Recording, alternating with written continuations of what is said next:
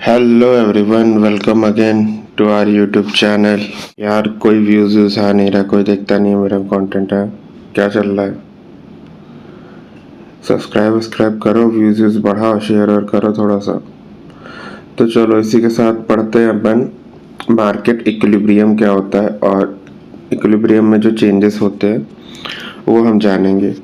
तो video start करने से पहले अगर हो सके, मतलब टॉपिक स्टार्ट करने से पहले अगर हो सके तो वीडियो को पॉज करना और करके आप मेंशन करो कमेंट्स में कि आपके हिसाब से इक्विलिब्रियम क्या है। इक्विलिब्रियम वो क्या चीज़ है, मतलब क्या लगता है इक्विलिब्रियम कुछ ऐसा मिलके क्या समझ में आता है। मार्केट इक्विलिब्रियम तो बाद में सीखेंगे, अगर ये कर सको तो बहुत ही अच्छा होगा। तो चलिए वीडियो स्टार्ट करते हैं। तो इक्विलिब्रियम क्या होता है? तो अगर आप तराजू देखो, बहुत गंदा हैंड राइटिंग होता है बट कोई नहीं। तराजू देखो, या आप कह सकते हो, आपने वो ज़रूर खेला होगा ना, क्या बोलते उसे, सी सॉ। हाँ, तो सी सॉ में भी आप जैसे ये रहता है, तो इक्विलिब्रियम का मतलब क्या होगा फिर? सी सॉ में इक्विलिब्रियम का मतलब, या आप कह सकते हो तराजू में इक्विलिब्रियम का मतलब जब दोनों साइड्स, हाँ दोनों साइड्स इक्वल हो तो हम उसे इक्विलिब्रियम कहेंगे। ठीक है, one side equal to another side. अब ये इक्वल की बात हो गई, बट यार ग्राफ में कैसे इक्वल पता चलेगा?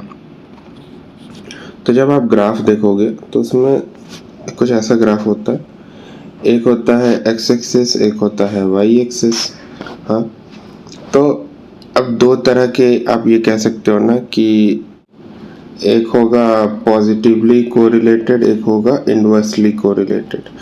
हाँ, तो यहाँ पे पॉजिटिवली और इनवर्सली का मतलब क्यों इम्पोर्टेंट है?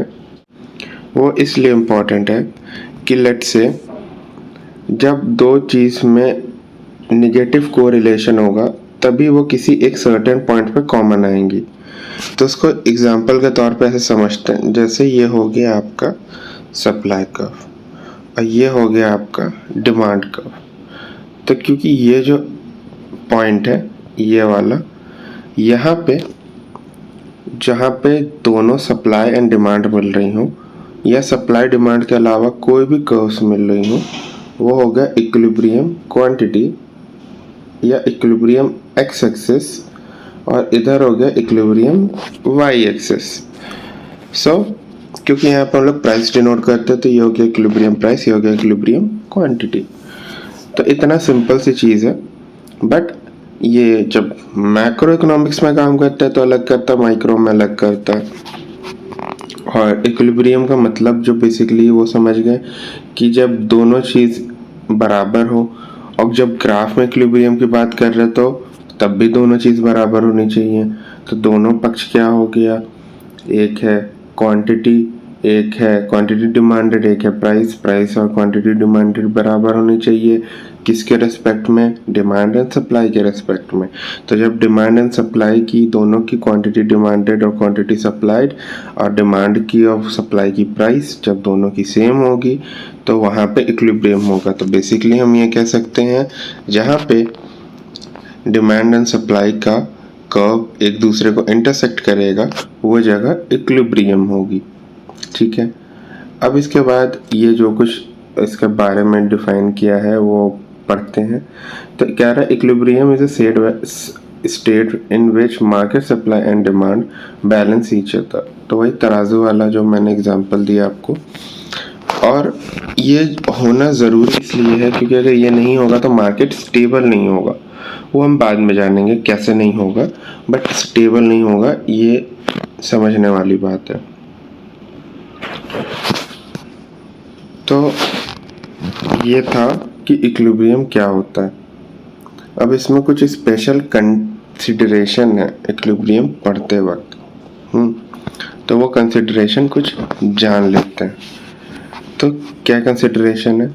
जैसे economist like Adam Smith believe that the free market would trend towards equilibrium, यानी एडम स्मिथ का मानना था कि जो फ्री मार्केट होगा, जहाँ पे किसी का हस्तक्षेप नहीं होगा, कोई उसको छेड़ेगा नहीं, कोई इसको कंट्रोल करने या मैनिपुलेट करने की कोशिश अगर नहीं करेगा, तो हर फ्री मार्केट में जो आप कह सकते हो जो मार्केट होगा वो इक्विलिब्रियम की तरफ ही जाएगा।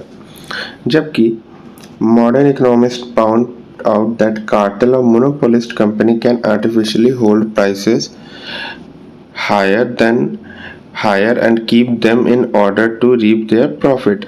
ये भी सच है।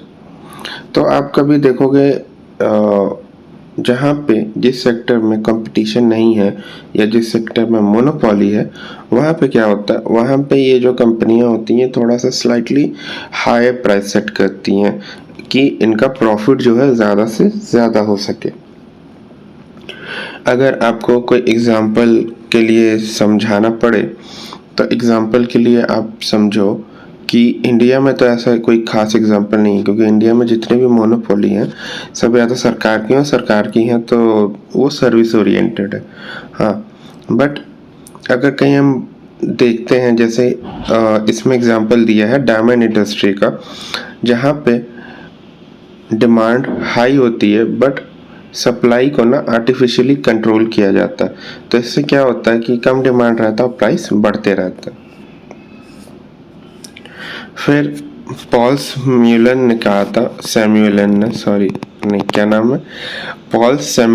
कहा था अपने फाउंडेशन ऑफ इकोनॉमिक एनालिसिस में 1983 के वर्क में कि जो इक्विलिब्रियम है with respect to market is not unnecessary a good thing from a normative perspective, and making that value judgment could be misstep.